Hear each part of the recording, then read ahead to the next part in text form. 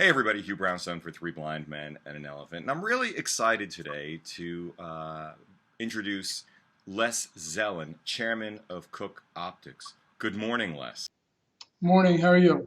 I need a cup of coffee, but I think we both do, and we'll both do without. The reason why I'm so excited, guys, to have this conversation with Les is because I'm expecting my knowledge to expand dramatically.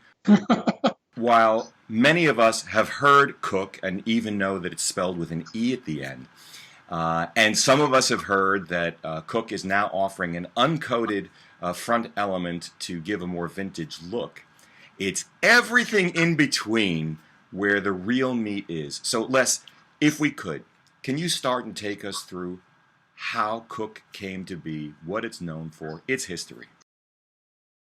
Cooke has a really long history in the industry. We go back to Thomas Edison and George Eastman. And in fact, George Eastman, before he started Kodak in 1889, traveled over to England and met the founder of my company, a guy named William Taylor. And our company was started in 1886, and we made lenses all the way back then. And George Eastman just wanted to see about lens making and learn about it because as he was moving towards starting Kodak. So we made all the lenses for George Eastman in the early days of Kodak. Up until the First World War, we were a big supplier to Kodak. In any case, the Cooke name came about in about 1893, 1894. There was a company up in York that made telescopes, and it was called T. Cooke and Sons. And their optical designer, a guy named Dennis Taylor, no relation to William Taylor, came up with an interesting arrangement of glass. And if you look at any of these really old photographs, you know that they're all vignetted and they all fall off, and they have really no detail around the sides. And what Dennis Taylor did is he came up with what became known as the Cooke triplet. And it was an arrangement of glass that would get detail all the way to the edge of a photograph at a relatively wide aperture. Before the Cooke triplet, the only way to get detail all the way to the side was to shoot through a pinhole. With the Cooke triplet, you could shoot wide open, which in those days might have been a 2.8, was a fast lens. But the fact that you could actually shoot wide open and get detail to the edge was revolutionary. And in fact, some optical historians consider this one of the most important inventions in lens history, recent lens history. I look back at the guys around in the 1800s and early 1900s and think, how do they do some of this stuff? This was the age of tinkering. They just had, I think, maybe a different way of thinking about things and delving into them. So William Taylor was told in about 1905, he was working too hard, he had to take some time off, get a hobby, and he took up golf. And golf balls at the time were pure, round little ping pong. They were just hard ping pong. No, he didn't do the dimples. He did. Wow. He noticed what everybody else noticed. That is that the older balls that were cut and beat up went further than new balls.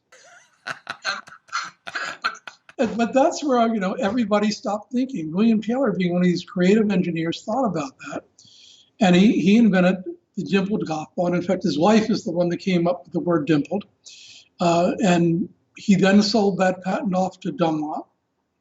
And I have the patent on my wall in my office in the UK. These guys were just really clever. Well, I want to get into that in a minute, because there is a shifting balance in lens design these days, maybe not at Cooke, we'll talk about that in particular, but in mass market lenses, between optical design and software correction, and now with things like multi-lens sensor combinations, computational imaging. So I want to ask you about Cooke's philosophy, but before I do that, it's fascinating because you talk about Eastman Kodak, which at one point was synonymous with photography and synonymous with film, and only came out of bankruptcy in 2013 after missing the digital, in fact, doing its own to suppress it, since they were the ones who first came up with the digital camera, out of bankruptcy in 2013. Now, Cooke has operated continuously, and for those in the audience who don't know it, it's worth a couple of minutes to talk about just how successful Cooke has been, especially in the period of, let's say, the 1920s to the 1960s. Well, actually, going back from almost the beginning of film, uh, Charlie Chaplin, Laurel and Hardy, Mary Pickford, the Mansky players, all these were done on Cooke lenses. Wow. The turning point, though, as you said, is in the early 20s when sound came in. And up until sound pictures, it almost didn't matter what people, I mean, fortunately, they used a lot of our lenses, but it almost didn't matter what you shot with. Because they would light with big, powerful carbon arc lights, made a lot of noise. Most of your audience doesn't probably know what a carbon arc light is. You and I look old enough to remember that. No. I'm thinking Frankenstein movie kind of arcs and sparks. I've never seen one. Never. Carbon arc is, well, it's exactly what it sounds like. You have an anode and a cathode, a big piece of carbon, a little piece of carbon. You put them together and you pump a lot of electricity through it, and it makes an arc. And it makes a lot of noise. It makes a lot of light, but it makes a lot of noise, and it's smoky and dirty and not very pleasant. Sound comes in. Can't use carbon arcs anymore because they're noisy. And you can imagine the state of incandescent lighting in the 20s. It was pretty primitive. So they needed faster lenses. And just by happenstance, Cooke had just come out with a still lens called Series O that was f2. Back then, that was a pretty fast lens. And nobody could, we actually couldn't sell them.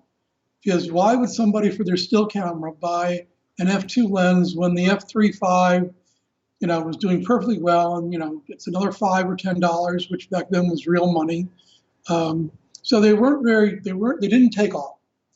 Sound comes in, and again, our clever engineers were on the ball. They reformulated the lenses for motion picture, and they became known as the Speed Panchros, which I take great pride in knowing people are still making movies on lenses that we built almost 100 years ago. It's pretty remarkable. What in your bag of tricks are you going to be using 20 years from now, much less 100 years from now? Assuming I can still see, hear, and hold a pen, something, but I take your point. Yeah, Ed Lockman last year shot Carol. Beautiful film. Beautiful film, shot with lenses that we made 80 years ago. That is fascinating because I remember watching it. I did not know this, and I turned to Claudia and said, "This is gorgeous. This is one of those few times where grading really makes a lot of sense to me." But it wasn't just grading. How interesting. What Cooke developed with the Speed Panchros, we have letters in the file from studio heads saying that basically they made talking movies possible. And from the advent of talkies up through, we discontinued the Panchros in the mid-60s. But during that period of time, there's almost, you're hard-pressed to find a movie we were not involved with.